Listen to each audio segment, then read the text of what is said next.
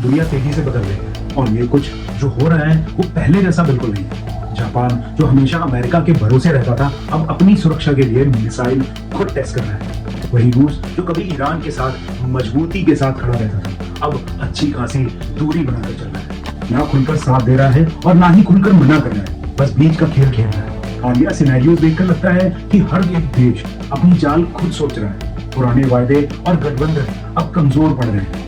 क्या अमेरिका की दुनिया पर पकड़ अब ढीली हो रही है? क्या जापान अब अपने दम पर जंग लड़ने की तैयारी कर रहा है? रूस जो कल तक ईरान का साथी था, अब चुप क्यों है? क्या दुनिया नए शक्ति संतुलन की ओर बढ़ रही है? और सबसे बड़ा सवाल, भारत इन बदलते समीकरणों में कहाँ खड़ा है? कहाँ है भारत के लिए मौका और कहाँ छिपा है भारत के लिए खतरा? इन सारे क्वेश्चन का जवाब इस वीडियो में तलाशने की कोशिश करेंगे। मैं राहुल वाजपेयी और आप देख रहे हैं काउंटिंग क्लाउड्स विद आगू चैनल। चलिए शुरू करते हैं। क्या दुनिया पर अमेरिका की पकड़ अब ढीली हो रही है? देखिए, एक टाइम पे दुनिया का सुपर पावर था अमेरिका, इसमें कोई डाउट नहीं है। उसकी हर बात हर कोई मानता था। लेकिन अब हालात बदल चुके हैं। यूक्रेन युद्ध में अमेरिका ने खुलकर साथ जरूर दिया, लेकिन बाइडेन सरकार के जाने के बाद ही ट्रंप ने पूरी तरह से लड़ाई से पल्ला झाड़ने की कोशिश की। व्हाइट हाउस में जेलेंस्की को बुलाकर सिर्फ एक कोट ना पहनने को लेकर पूरी दुनिया भर के कैमरों के सामने उन्हें जमकर लताड़ा। कई देश अब अमेरिका पर आंखें मूंद कर भरोसा करने से कतरा रहे हैं। जापान, सऊदी अरब, यहाँ तक कि यूरोप के कुछ देश अब अपने फैसले खुद ले रहे हैं। अच्छा, अमेरिका की बात करें तो उसके लिए असली चुनौती यह है कि चीन और रूस जैसी ताकतें उसकी बराबरी करने लगी हैं। और कई देशों को लगता है कि अमेरिका हर जगह फौरन मदद नहीं कर सकता या फिर अचानक पलट सकता है। अगर अमेरिका इसी तरीके से चलता रहा तो उसकी पकड़ और ढीली हो सकती है। उसे नए रिश्तों की जरूरत है और दुनिया को साथ लेकर चलने के लिए, नहीं तो दूसरे देश नई धारणाओं और नए गुटों की तरफ बढ़ जाएंगे। क्या जापान अपने दम पर जंग लड़ने की तैयारी कर रहा है?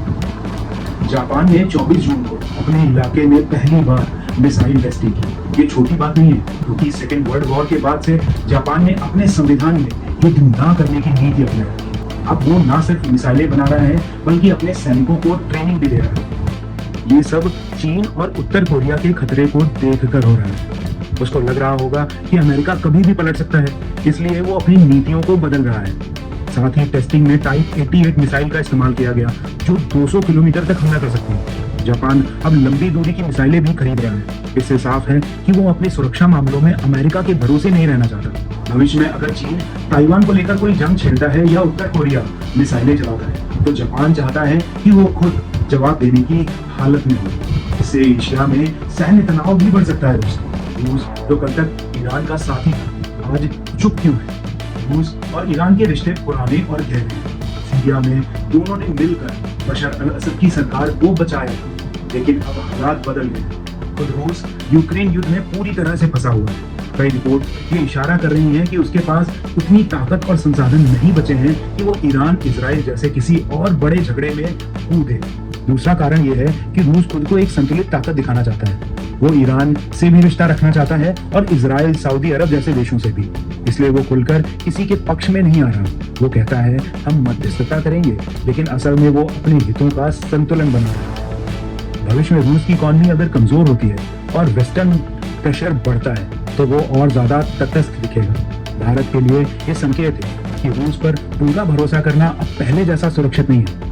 उसे भी अपनी कूटनीति और सैन्य विकल्प फैला कर रखने होंगे। क्या दुनिया अब नए शक्ति संतुलन की तरफ बढ़ रही है?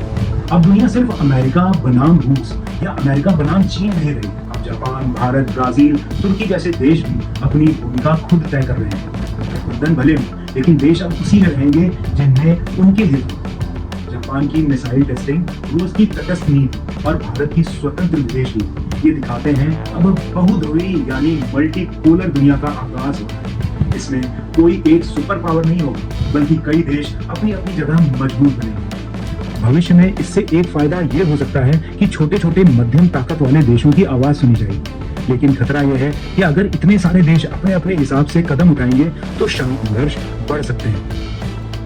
भारत इन बदलते समीकरणों में कहां खड़ा है, मौका और खतरा क्या है, चलिए ये जानते हैं।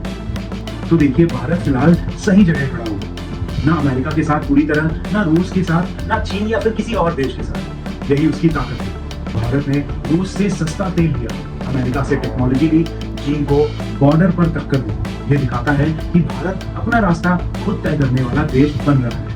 अगर मौके की तरह देखें तो भारत जापान जैसे देशों से मिलकर एशिया में सैन्य और आर्थिक संतुलन बना सकता है। वहीं दूसरी तरफ भारत के लिए ये समय है संतुलित रहते हुए सोच समझकर और आत्मनिर्भर नीति अपनाने का। ऐसे समय पर जब दुनिया बड़े बड़े बदलावों से रूबरू हो रही है तो एक चूक भी भारी पड़ सकती है।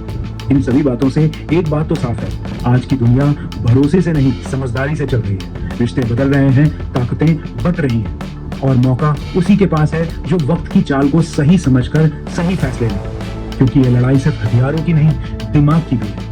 ये वीडियो आपको कैसा लगा कमेंट कर हमें जरूर बताइए। ऐसी जानकारी भरे वीडियो देखने के लिए counting clouds with army channel को सब्सक्राइब करना ना भूलें, क्योंकि यही मिलती है सच्चाई, वो भी बिना किसी लाग लपेट के। जय हिंद।